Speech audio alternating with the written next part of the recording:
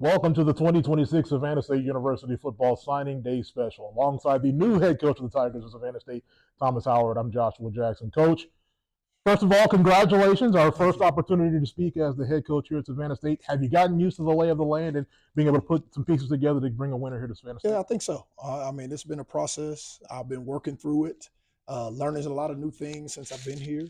But I think we did a really good job trying to get some young men here on campus and identify what we needed so that we could make ourselves successful as we get into this season. Speaking of identifying those guys, today being National Signing Day, the lifeblood of any successful football program is how it recruits. And right. You've had an embarrassment of riches in regards to what you've been able to do today. So far, as we sit right now, about 22 guys that have been officially signed and ready to go. How do you feel about the guys who've been able to bring in here for your football program here in 2026? I'm excited. I think we got a good mix at every position. And I think that that's a big thing that we had to do, just kind of work to touch every area. You know, I was big. I talked about it before. The trenches are big. So we had to do a great job with the O-line and D-line because that's where it all starts. And I really believe that if we build that, everything else is going to be okay because now your running back is going to be able to run the ball. Your quarterback is going to be protected where he can get it down the field to the receivers. On defense, it allows the linebackers to fly all over the place and the secondary to go get the football in the air. So I think we did a really good job of addressing some needs, adding to some good pieces that we already have here at Savannah State. So I'm excited. Your approach to how you recruit in terms of recruiting here at Savannah State, when you look at the roster and what you've been able to assume here at Savannah State, are you looking to plug in pieces? Or are you looking at best player available? How do you go about recruiting here at Savannah State? I think right now it was about finding the best players available, but also I knew we had some needs that we had to plug in. We had a lot of seniors last year. And so with all of those seniors, we had to go and make sure, hey, up front, we got to take care of the front because we lost a lot of quality guys up front, especially on defense. I think the quarterback position we got to address because that is always the number one thing everybody's asking, who's going to be your trigger man, and very important piece. I think in the running back field, you got to get good running backs because running backs can do a little bit of everything a lot of times. And so we identified some guys and we like what we saw from those guys to get them here. And I knew in the secondary, as a secondary guy, if you can't cover, you are in trouble. So we tried to do a really, really good job of bringing in some good guys in the secondary that I think can come in and help us to go along with the pieces we already have to make us that much better. And especially not just the guys you've been able to recruit, the types of guys you've been able to recruit, but you've been bringing in guys from winning programs, guys that have won state championships just this year. You know, the successes we have. You got state champions from Florida, from Georgia, from South Carolina. Just talk about the success and being able to get guys from successful programs, be able to hopefully duplicate and increase that success here at Savannah State. I think some of it started with me. You know, with some of the kids, the kids that I got from the Carolinas, both of those guys, I recruited their area, I recruited their high school, so I've known those guys for a long time. The state champions that I got here in the state of Georgia, same thing. I go into that high school every spring and every year. I know their coaches very well, so that was a big part of it. And then building a relationship with the young man. And I think we did a really good job as a staff of making sure we went out and touched and talked to and got to know their parents and invited them to come up on campus and see Savannah. And I think that was a big thing that impressed a lot of people. Bringing them on campus, a lot of people realized how big the campus really is. And a lot of people don't think that. And so that helped. I think the people here in the community, and I kind of issued a challenge when I got in, I need the community to help me. And they did a great job. Here, the campus community bent over backwards to help us get these young men in. When they stayed in the hotels, we had them here. They did a phenomenal job at the hotel taking care of those young men. So they felt at home and their parents were here to see it, family members, and that was big. And so, yeah, I also talked about I want to win a championship. And in order to do that, you better get some championship guys and guys that understand what it takes to do that. And so with these young men, that's what I expect from them now as well. In this brave new world that we're in right now in regard to the transfer portal, looking at the portal, there are thousands of guys that are still there in that portal. How are you balancing that with being able to not only give quality high school kids, an opportunity to come in and play college football, but also being able to get some guys from the portal that can help you be able to be in that championship mix here later on in the season? I think a lot of it for me coming in, it was very quick for me to turn around and get transfer portal guys right now. You have to do a great job of getting to know these young men. And I just didn't have enough time to try to rush to get these guys in school. I talked to them for 2 seconds, and now they're here and we got to roll. So I took the approach this year of there's a lot of good high school football players in the state of Georgia that are looking for a home. And the fact that my connections with the high school coaches, I said, I'm going to reach out to all those guys and see who's left. And there were a lot of good football players that we were able to find and identify. You know, even dipping down into Jacksonville, getting into South Carolina and North Carolina, I think that was big for us because in every state, these high school players are looking for places to go. And I'm like, hey, I got a place for you. Come on home here. So we started with high school guys, and that was kind of our focus because we had more time to evaluate, to get to know, and bring those guys on campus. We'll kind of get into the transfer portal now as we get into spring ball and we got some more time. And too, some of those guys are sitting at home uncomfortable. And it's tough when you expect to go to school and now you're sitting at home. So now when Savannah State calls you, you might look at us a little bit differently because you're ready to get to school, you're ready to compete, and you got something to prove. And so that's kind of my focus and how we thought about it as a staff. And I think it was the best thing for us here at Savannah State to do. And not just because today's signing day is not necessarily over in that regard. You know, there's still a lot of meat on that bone to be able to get the guys that you want to be able to get here to get you in that championship mix. Let's talk about what happens now after today is over and still being able to go out and get guys to be able to come in and help you out here. I think the first thing is for me, I got to evaluate the guys that we got here in house. And so before I go out and start taking all these transfers, I need to see what these young men that we have in this program can do and give them a fair opportunity to show me who they are. There's some things that we're doing differently that hadn't been done before that I'm starting to see these guys pick up and bond and do some different things in our strength and conditioning, in our all of the things that we're doing to build this team back up. And so I'm excited. So spring ball is going to be big for us as we evaluate these young men, you know, seeing what they're doing in the classroom as well as what they do on the football field. That will help me to determine how much transfer portal I need to go and attack. And, you know, again, like you talked about filling those needs, when we go to the transfer portal this time, it's about filling needs, not necessarily about getting best player available, but getting guys that we can plug in and say, hey, he's coming in to do this. He's going to come in and do that. And so that's what we're looking to do as we go into spring ball. But I think it starts with getting a great identification and evaluation on the young men that we have in the program currently. Speaking of spring balls, it's right around the corner. Really, it's here now. You've got guys that are in the weight room right now getting work done.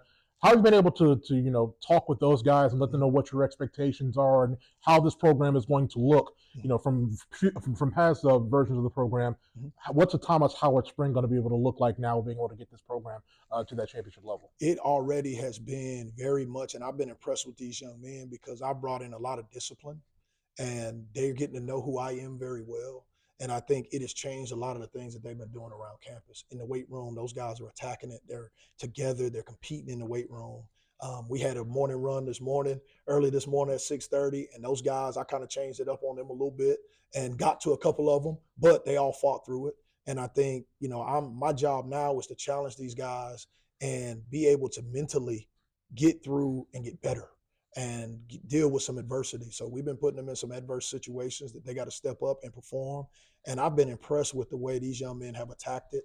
I brought in some new rules, and I got some consequences when you don't follow those rules. But I think they all understand, and they say, hey, man, don't do that. Hey, if you do this, he going to get you. Hey, if you do that. So I've been impressed because a lot of times, like, you know, you got a couple times where a guy may come in late.